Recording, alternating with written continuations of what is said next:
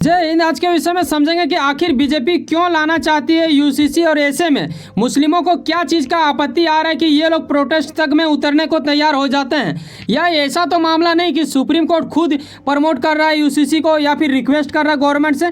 क्या है मुद्दा, इन चीज़ों को समझेंगे क्योंकि इंडिया में कई अलग अलग जाति रहते हैं, कई अलग अलग धर्म है और हर धर्म में ये इन दिनों इस चीज़ का बात चल रहा है, हलचल मच चुका है। तो आओ समझते हैं बारीकी से। हमें इसे समझने से पहले थोड़ा कानून का जानकारी लेना पड़ेगा, तभी जाके इस चीज़ को बारीकी तरीके से आप समझ सकते हो। देखो, इंडिया में दो प्रकार के कानून आप लोग पालन करते हैं, हम भी पालन करते हैं। ऐसे विषय में आपको यह समझना चाहिए कि सिविल लॉ और क्रिमिनल लॉ। क्रिमिनल लॉ आपको बखूबी पता होगा, जब आप कुछ कांड वांड कर बैठते हैं तो आपके ऊपर कानूनी कार्रवाई की जाती है। सिविल लॉ के ही अंतर्गत आ जाता है आपका पर्सनल लॉ, जिसके तहत आपका शादी वादी होता है, क्या होता है, इन सभी चीज़ों के ऊपर आज हम बारीकी से चर्चा करने वाले हैं। तो ये समझते हैं।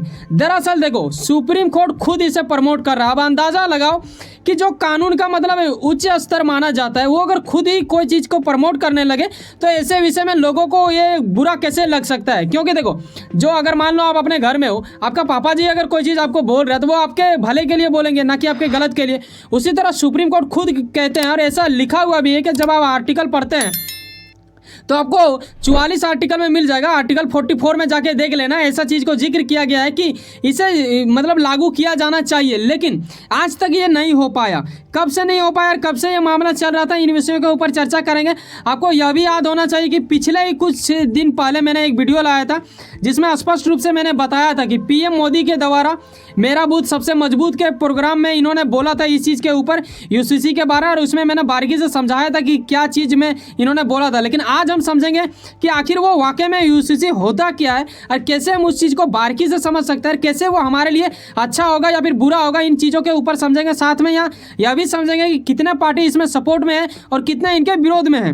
क्योंकि आपको यह भी नहीं भूलना चाहिए कि जितने विपक्ष हैं सभी लोग मतलब एक साथ मिल चुके हैं और महाबैठक हो चुका है पटना में। आपको यह भी याद हुआ होगा क्योंकि मैंने उसके बारे में वीडियो बनाए थे। जब आप एक ऐसे आर्टिकल देखते हो, इसीलिए ये वीडियो बनाना मतलब अनिवार्य हो गया, जब ऐसा आर्टिकल कुछ निकल के आया। देखो, आज तो दो है, लेकिन कल एक मीटिंग होगा जिसमें कई सांसद आएंगे और उन लोग के द्वारा राय लिया जाएगा। अब देखते हैं कि क्या मामला आता है। यहाँ पे बीजेपी जीतती है या फिर बीजेपी का कोई सपोर्ट नहीं देता है। जीतने का मकसद यहाँ ये नहीं है, मैं दर्शा रहा हूँ कि चुनाव का, यहाँ बात हो रहा है मुद्दा घटेगा। क्योंकि ये बीजेपी का 2019 में ये मुद्दा डाला गया था कि जब हम चुनाव मतलब जीतेंगे तो ऐसा कुछ करेंगे, यूसीसी को लाएंगे, लेकिन आज तक ये नहीं ला पाया, असफल रहा।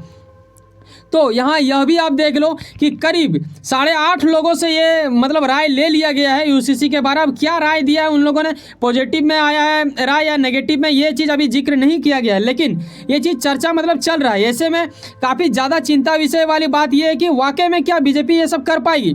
साथ में ये बता दूँ कि इन्हें आप जानते होंगे झाड़ू वाला पार्टी, यानी आपको ठीक है, इनके द्वारा मतलब आम आदमी पार्टी के द्वारा कुछ नेताओं का कहना है कि देखो ये सही है, ये होना चाहिए, लेकिन मुद्दा इनका ये है, इनके साथ इन्होंने एक मतलब शर्त भी जोड़ा है कि लोगों तक ये चीज़ पहुंचे, लोग अपनी जानकारी दें, उसके बाद ही कुछ मतलब निर्णय लिया जाए तो ये बेहतर होगा। ऐसे में कांग्रेस के द्वारा डायरेक्टली इसे बोला जा रहा है कि नहीं, ये बिल्कुल मतलब ये है, इनका मतलब सहयोग नहीं दिया जा रहा। मामला अलग है, वो दे ना दे, लेकिन जनता अगर चाहेगी तो हो जाएगा। कैसे हमें इस चीज़ को पालन कर लेना चाहिए, कैसे हमें मानना चाहिए, और देखो कल क्या होता है। लेकिन आओ समझते हैं अब मेन पॉइंट जो हमें बारीकी से इस चीज़ को समझने में बहुत ज़्यादा फायदेमंद में सहयोग करेगा। देखो, मामला ऐसा नहीं है कि आज ही ये चीज़ के ऊपर चालू हो रहा है। देखो, जब हम यूसीसी के बारे में समझेंगे, मतलब एक जैसा कानून जब होगा, उससे पहले किस तरह कानून को टुकड़े टुकड़े में बांटा गया है, कब से बांटा गया, ये जानने वाली बात होगी।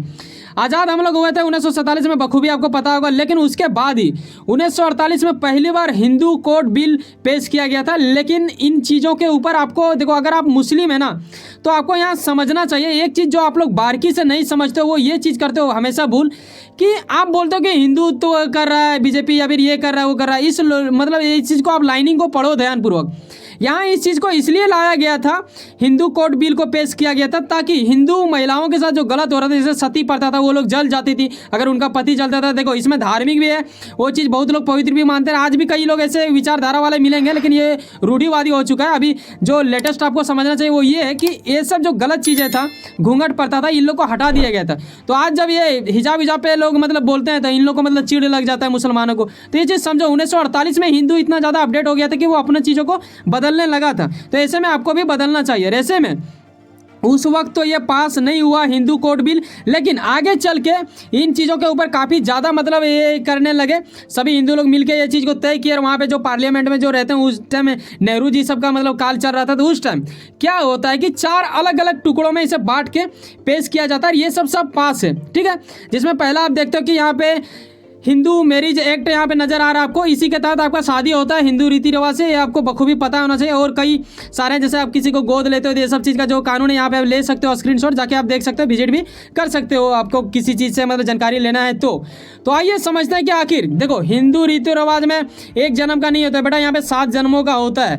5 तत्वों से बना हमारा शरीर में से एक तत्व जब पानी में आप अपना अंगूठी डाल के जब खेलते हैं कुछ, उसके बाद जब आप जीतते हैं तो आपके अंदर आत्मा में जो एक आनंद महसूस होता है वो दरअसल सनातनी धर्म का होता है। चलो यहाँ तक ही इस पॉइंट को रोकते हैं, क्योंकि मैं लिखता हूँ कुछ थोड़ा लाइनिंग बोलने का अच्छा लगता है इसलिए बोल देता हूँ। लेकिन आते हैं मेन पॉइंट में। तो ऐसा कुछ कानून बना था। अब हमें समझना पड़ेगा कि मुस्लिमों का भी तो होगा ना, ऐसा थोड़ा कि हिंदू का ही सिर्फ ये कानून बना, जैसे कि यहाँ पे 4 टुकड़ों में बांट दिया गया जो कि 1955 में बना था, ठीक है। अब समझते हैं कि हिंदू मुस्लिमों के साथ क्या होता है। देखो मुस्लिम का भी रीति रिवाज अलग है, इनके यहाँ पे भी मतलब पर्सनल लॉ है, ऐसा नहीं है कि इनके यहाँ पे नहीं है। हर कानून के मतलब अलग अलग है, यहाँ पे आप देख सकते हो। लेकिन मुस्लिमों में जो सबसे ज़्यादा डर नज़र आ रहा है इन दिनों, जो मतलब जो मुस्लिम जानकार हैं वैसे व्यक्तियों के द्वारा यह कहा जा रहा है कि देखो शरिया कानून जो कि 14 साल पुराना है, ऐसे में माना जाता है कि यह कानून कुरान और पैगंबर मोहम्मद साहब की शिक्षाओं के अनुसार इसे मतलब बनाया गया था। लिहाजा देखो उर्दू शब्द है तो आप अगर नहीं जानते हो तो समझ लो इसको, ठीक है। यह उनकी आस्था से जुड़ा हुआ है। जिस तरह आप सनातनी धर्म को मानते हो उसी तरह मुस्लिमों का भी अपना एक धर्म होता है, उसको वो लोग मानते हैं। ऐसे में इन लोग का यह चिंता है कि 1947 के बाद इनकी जो धार्मिक आज़ादी वो धीरे धीरे छीना जा रहा है। हालांकि ये बिल्कुल गलत है, ऐसा कुछ नहीं है। हमारे यहाँ के हिंदू मुस्लिम सब मिल के रहते हैं, लेकिन पता नहीं ऐसा कुछ लोग जो जानकार रहते हैं वो कैसे वह चीज़ें बोल देते हैं। तो यहाँ हिंदुओं के द्वारा यूसीसी के प्रति काफ़ी ज़्यादा ये कर रहे हैं, यूनिफॉर्म सिविल कोड को ये मतलब नहीं लागू करना चाहते। ऐसे में इनका प्रोटेस्ट भी कई जगहों पर देखने को मिला है। लेकिन यहाँ समझना चाहिए कैसे मुस्लिमों के लिए ये लाभदायक होगा और कैसे हिंदुओं के लिए लाभदायक होगा, क्योंकि कई सारे हिंदू भी ऐसे होंगे जो इस चीज़ का खिलाफ होंगे। और साथ में कुछ ऐसे जाति जो अल्पसंख्या के तहत आते हैं, हालांकि मुस्लिम भी अल्पसंख्या में आते हैं, लेकिन और कुछ जाति हैं जो वैसे में आते हैं। अगर आपको याद हो और अगर आप जानते हो कि आदिवासी, ठीक है, इन लोग काफ़ी ज़्यादा गरीब माना जाता है, गरीब वाकई में होते हैं इन लोग, ठीक है। और इन लोग के यहाँ भी क्या है कि मुस्लिमों के जैसा ही ये लोग एक से अनेक शादियाँ करते हैं। तो ऐसे में मेरा देखो कहने का अर्थ यहाँ ये नहीं है कि हर आदिवासी ही एक से अधिक शादी करता है, लेकिन कुछ लोग करते हैं। तो इनके ऊपर भी मतलब ये चीज़ किया जा सकता है, ये लोग भी आरोप जताया या फिर जता सकते हैं, ठीक है। तो ऐसा कुछ संभावना उत्पन्न हो जा रही है।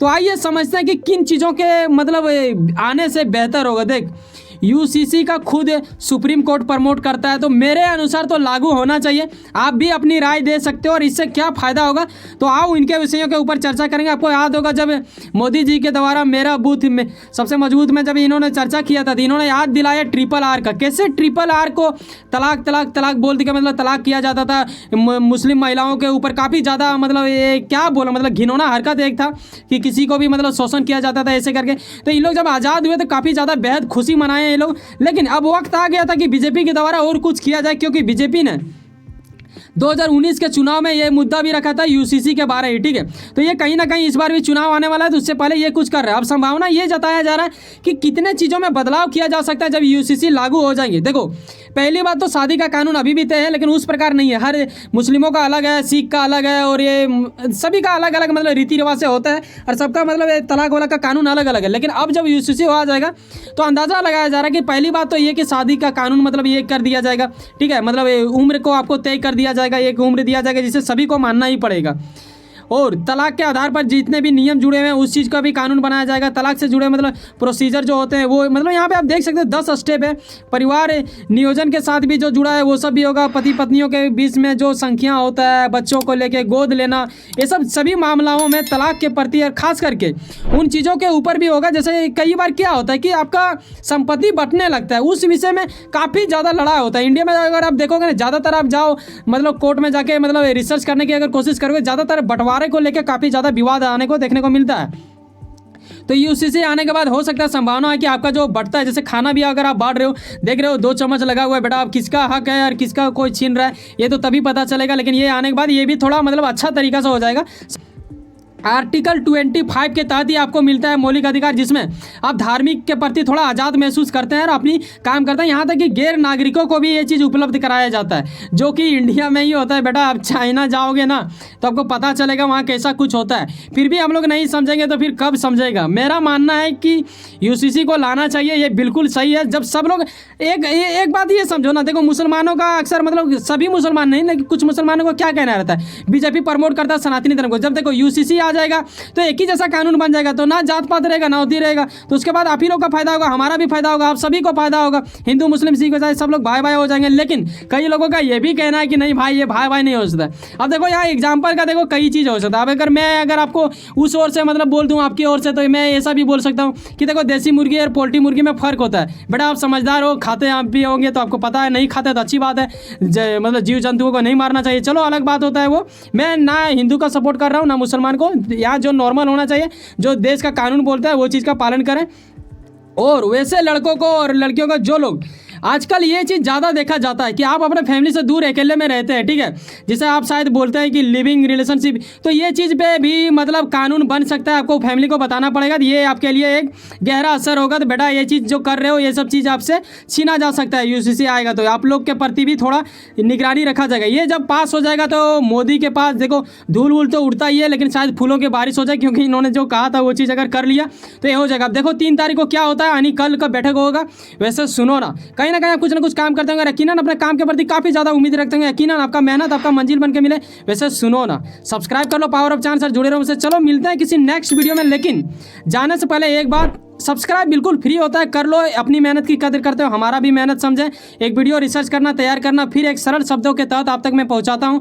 मिलते हैं किसी नेक्स्ट वीडियो में। बाय, जय हिंद, जय भारत। अपना खाना वाना सब मिल बांट के खाओ भाई।